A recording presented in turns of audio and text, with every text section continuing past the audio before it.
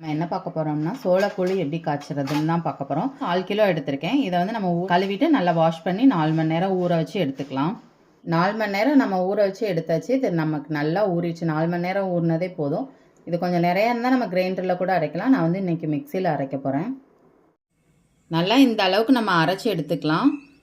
இந்த மாதிரி ஒரு குருணை பதத்தில் இருக்கட்டும். இப்போ இதை வந்துட்டு நம்ம ஒரு 4 மணி நேரம் திரும்ப புளிக்க வச்சுக்கிறணும். புளிச்சதுக்கப்புறமா நம்ம தண்ணியில் போட்டு நம்ம காய்ச்சி எடுத்துக்கலாம். 4 மணி நேரம் நல்லா புளிச்சதுக்கப்புறமா ஒரு செம்பு தண்ணி காய வச்சுக்கோங்க. அதில் தேவையான அளவு உப்பு போட்டுக்கலாம்.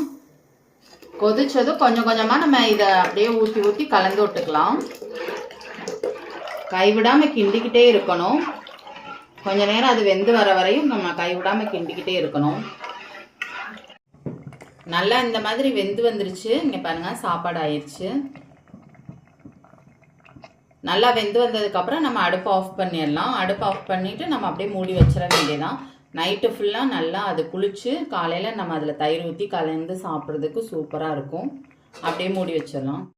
அவ்வளோதான், நமக்கு காலையில் வந்து நல்லா குளிச்சு சூப்பராக நம்ம தயிர் ஊற்றி இந்த மாதிரி நல்லா கரைச்சி வச்சாச்சு. இதுக்கு ஆனியன் வெங்காயம் கட் பண்ணி போட்டு அப்புறம் நம்ம இந்த மாதிரி வத்தல் இதெல்லாம் வறுத்து வச்சு நம்ம இதை குடிக்கிறதுக்கு அவ்வளோ சூப்பராக இருக்கும். நீங்களும் ட்ரை பண்ணி பாருங்கள். Thank you friends.